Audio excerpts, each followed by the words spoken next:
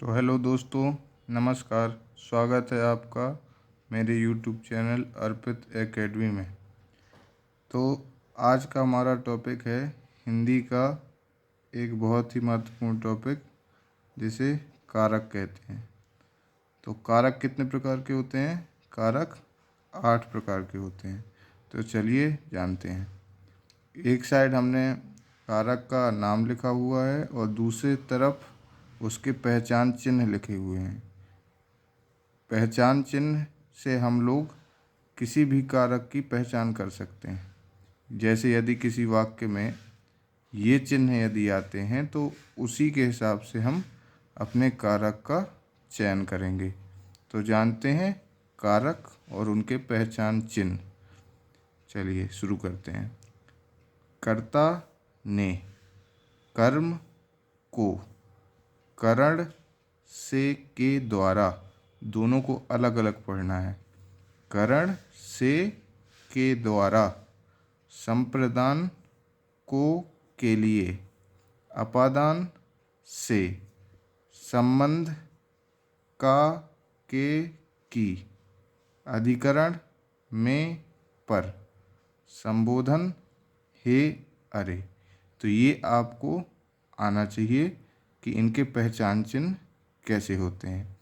अब कारक में ज़्यादातर बच्चों को ये डाउट रहता है कि जैसे आप देखेंगे कर्म कारक, कर्म कारक का पहचान चिन्ह क्या है? को। और आप देखेंगे संप्रदान कारक, इसका भी एक पहचान चिन्ह क्या होता है?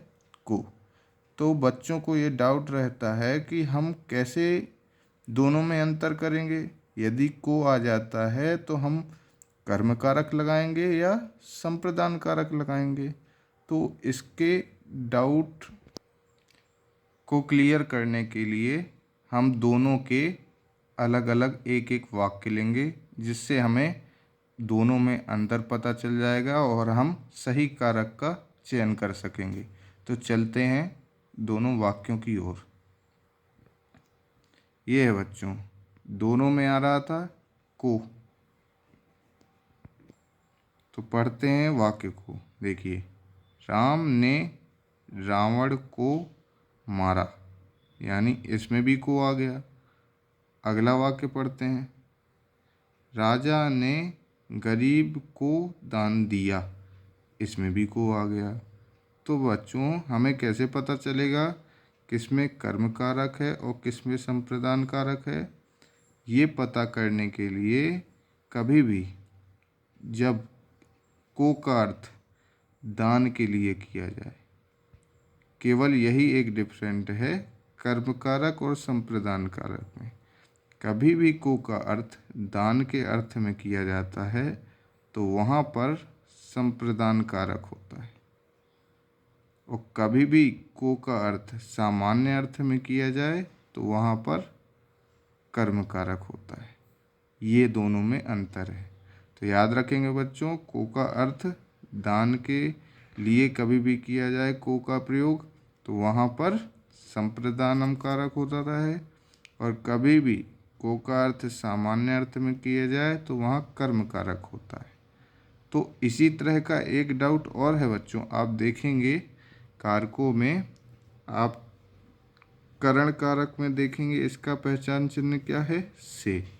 और यहाँ पर आप देखेंगे अपादान कारक, इसका भी पहचान चिन्ह से है। तो सेम स्थिति बनती है बच्चों पहले वाले जैसी ही, कि जैसे उसमें अंतर करने के लिए हमें पता होना चाहिए था कि दोनों की कंडीशन क्या है, वैसे ही करण कारक और संप्रदान कारक, इन दोनों के भी पहचान चिन्ह एक जैसे हैं। तो इसमें अंतर हम लोग कैसे करेंगे, इसके लिए भी वाक्य लेते हैं। तो ये देखिए बच्चों, करण कारक और संप्रदान कारक में अंतर के लिए मैंने ये दो वाक्य लिखे हैं। चलिए पढ़ते हैं वाक्य को। सीता पेन से सुलेख लिखती है, इसमें भी से आ गया। और राजू छत से कूदता है, इसमें भी से आ गया। अब अंतर कैसे करेंगे? दोनों में से है, करण कारक लगाएंगे या अपादान कारक लगाएंगे। तो कभी भी बच्चों से का अर्थ अलगाव के लिए हो। अलगाव कैसा? जैसे राजू छत से कूदता है, तो जब राजू छत से कूद जाएगा तो वो छत से अलग हो जाएगा। स्वाभाविक सी बात है, वो छत से कूदेगा तो छत से नीचे जाकर गिरेगा। तो इसमें अलगाव की स्थिति बन रही है बच्चों। किस चीज़ की? अलगाव की। तो यहाँ पे कौन सा कारक होगा? यहाँ पर अपादान कारक होगा। और कभी भी से का प्रयोग सामान्य अर्थ में हो तो वहाँ पर हम लोग करण कारक का प्रयोग कर देंगे। ठीक है बच्चों, तो दोनों समझ में आ गए। कर्म कारक और संप्रदान कारक, इसमें अंतर क्या है? को का प्रयोग यदि दान के लिए करेंगे तो संप्रदान कारक लगाएंगे, को का प्रयोग सामान्य अर्थ में करेंगे तो कर्म कारक लगाएंगे। से का प्रयोग यदि सामान्य अर्थ में करेंगे तो करण कारक लगाएंगे, और से का प्रयोग यदि कभी अलगाव की स्थिति में करेंगे तो अपादान कारक लगाएंगे। तो बच्चों, आशा करता हूँ कि आपको ये डाउट पूरी तरह से क्लियर हो गया होगा। यदि वीडियो अच्छी लगती है तो आप चैनल को सब्सक्राइब कर सकते हैं, लाइक कर सकते हैं और शेयर कर सकते हैं। धन्यवाद।